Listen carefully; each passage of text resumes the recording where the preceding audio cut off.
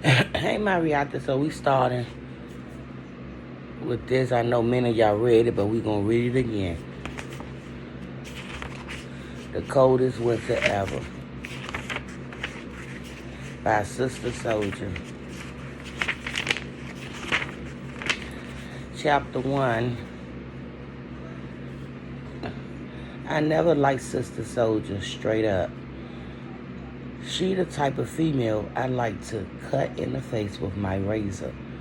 Before I get heated just talking about her, let me make it clear who I am and where I stand.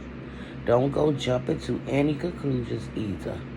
All of y'all are too quick to jump to her defense without knowing what somebody up close and personal thinks. When it comes right down to it, those are the ones who really count. The people who was there, who seen it all. Hell, you can't smell nobody breath through a camera. You almost can't even see their pimples. So you know what TV shit ain't real. Don't run ahead of me. Let me take my time and tell my story. Can't really see, so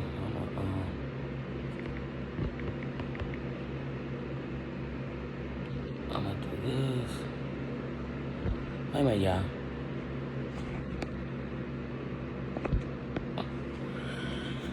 Okay.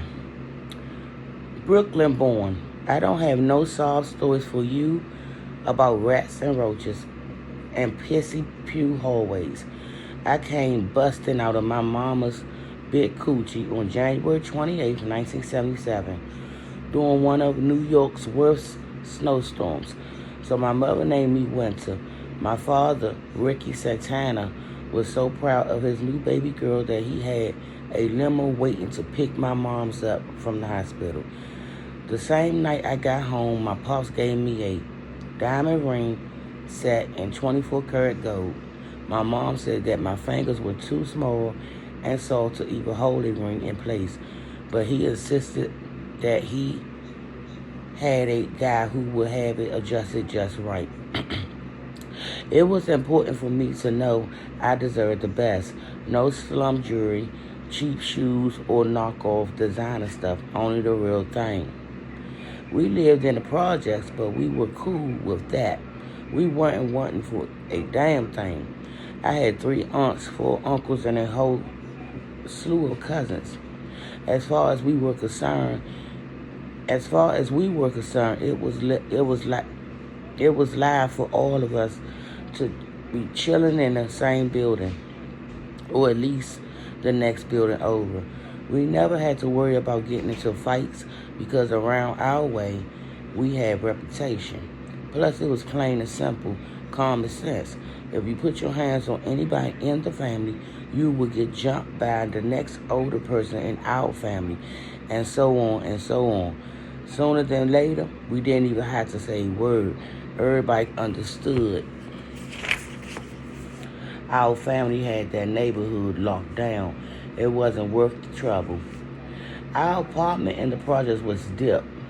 We had royal red carpet on the floors, top of the line furniture, a fully loaded entertainment center, equipment, and all that good stuff. I love my pops with a passion. He was the smoothest nigga in the world.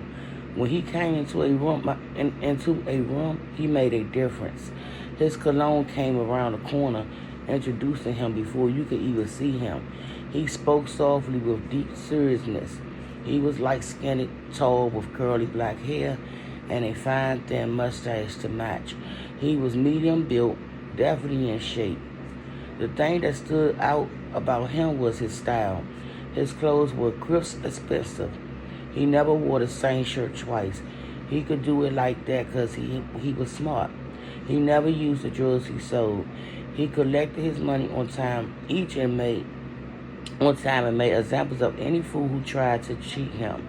He had a saying, 1 copper penny, 1 finger. All the ladies loved him, but he wasn't what I call a ladies' man. He never had no girlfriend. At least no female ever called the house trying to front on my mom's. I can't recall any incidents involving any other woman accused or any uncomfortableness. He was a family man.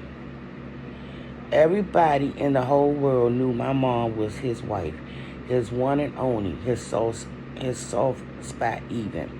Mom and Pop had been young lovers, and unlike a whole lot of niggas, they stayed together.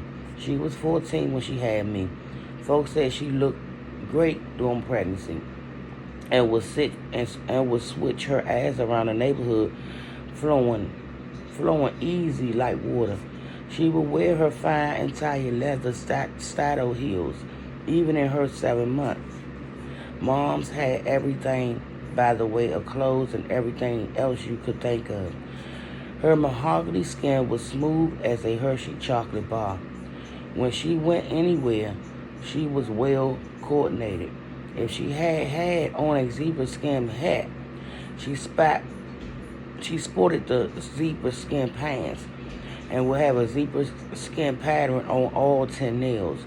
She even had the Victoria's Secret zebra pattern panties and bra. What separate her from any other woman, what separate her from every other woman any of us knew, she just had so much class. While the others were putting their imitations, leather and zebra skin on layaway piece by piece, Mama wouldn't be caught dead without her shit perfectly arranged.